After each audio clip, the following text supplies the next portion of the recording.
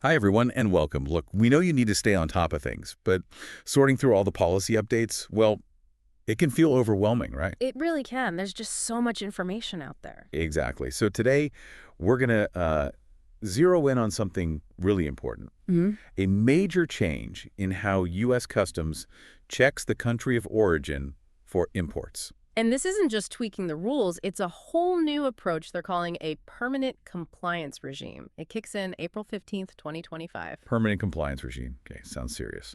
And it affects pretty much anyone bringing goods into the States, I assume. Absolutely. If you import, this is need-to-know stuff. Big time. Right. So our mission today is pretty clear. Let's unpack what this new system actually involves, figure out who's most exposed here, and really highlight what you need to do to stay compliant. Sounds good. And the core idea really is that customs is moving way past just accepting what's written on a form. Okay. They're implementing what they're terming an end-to-end traceability system. Think much, much deeper verification. End-to-end traceability.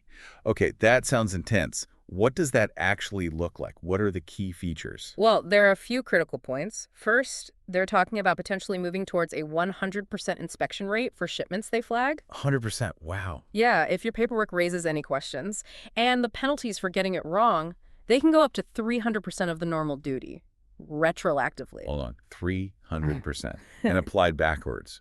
Oh. That could be devastating for a business. It really could. Yeah. And it doesn't stop there. They can also audit your records going back 10 years. 10 years. Yeah. Okay, the accountability here is significant. Definitely. And it's not just financial. They're talking combined civil and criminal liability. Criminal liability. So things like potentially freezing accounts, even prosecution. In serious cases, yes, that's on the table. So let's be crystal clear.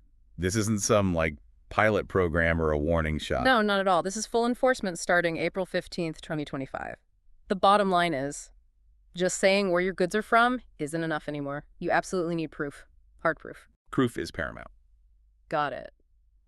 Was there something specific that triggered such a major overhaul, like problems with declarations in the past?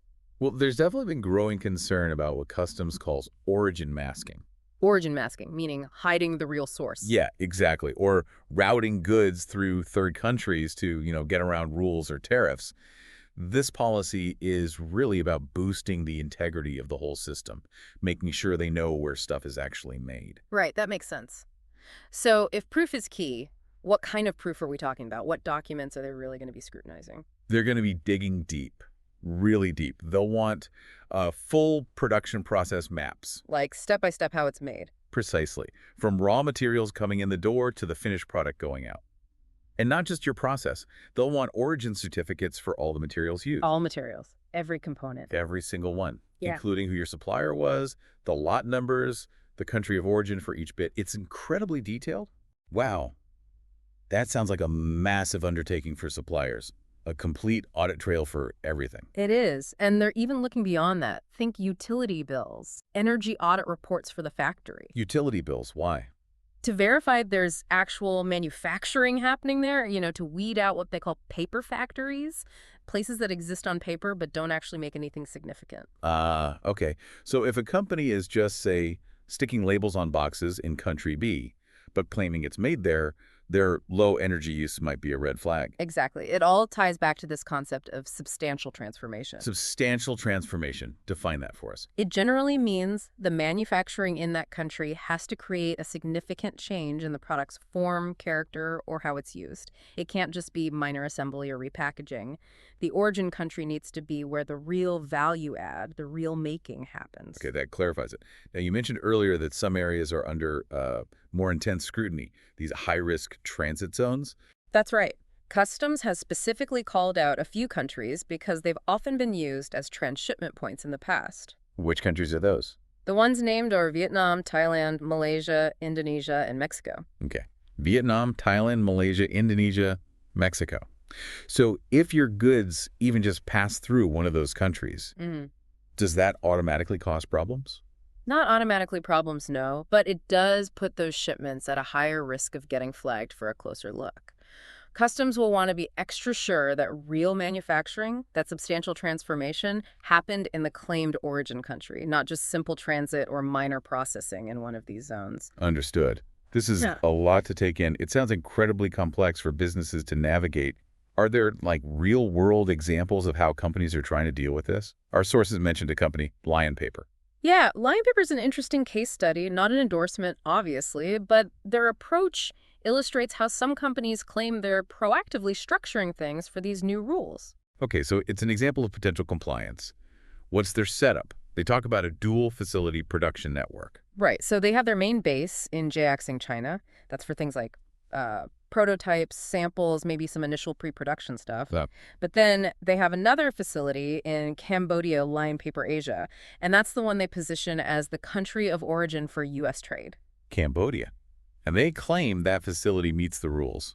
They claim it does. They say they meet the requirement for over 50% local processing in Cambodia, which would qualify it as the origin under U.S. rules. So the idea is to use China for some parts, but ensure the final defining production happens in Cambodia to satisfy customs. That seems to be the strategy they're putting forward, yeah. Offering flexibility while, they claim, meeting the origin requirements. And they also mentioned having a transparent, fully traceable supply chain. What does that mean in their case? What do they say they have? They talk about having standardized production documents for every single order. They say they keep detailed records of all the raw materials they buy. And crucially, they claim they can provide energy usage data and audit reports if asked. So, making transparency part of the normal process, not just scrambling for it later. That's the message, yes. Built-in traceability. And they also claim to offer seamless clearance support for U.S. buyers. How do they supposedly do that? Well, they mentioned providing the Cambodian Certificate of Origin, that's Form A, often needed for tariff benefits. They also say their REX Every case. registered exporter system. It's a Yeah. system used in some trade deals that basically simplifies proving origin for exporters in those countries. Plus, they claim specific shipping expertise for the U.S. market, and interestingly, the flexibility to shift production between China and Cambodia depending on risk or cost. Okay, so leaving aside their specific claims, the example here shows the kind of proactive, documented approach that might be needed now, building that transparency in from the start. Exactly. It really highlights the level of detail and preparation that U.S. buyers should probably be expecting or even demanding from their suppliers now, especially those sourcing from Asia. Which brings us right back to our listeners.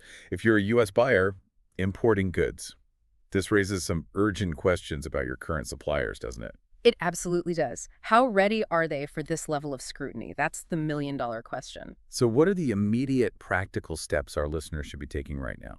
First thing, reevaluate your suppliers now, especially if you source from Asia or through those transit zones we mentioned, Vietnam, Thailand, Malaysia, Indonesia, Mexico. Reevaluate how. What should they ask? Have direct, detailed conversations. Ask them point blank. Can you prove the country of origin with comprehensive, auditable documents?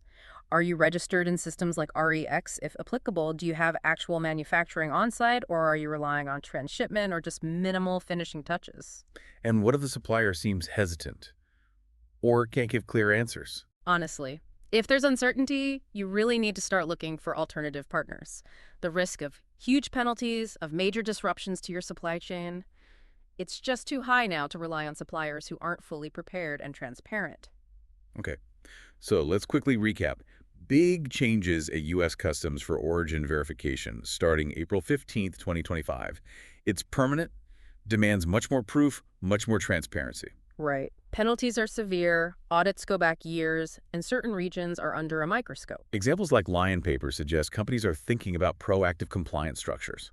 And for U.S. buyers, the immediate job is to vet your suppliers very, very carefully on this. You got it. You need to know the details of how and where your products are truly made.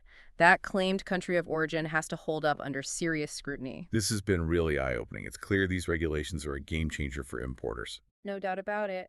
And, it makes you think, as you're digging into origin verification, because you have to now, what other parts of your supply chain could maybe benefit from this level of transparency? Not just for compliance, right? But maybe for building more resilience, more long-term stability, maybe even finding a competitive edge, something to consider.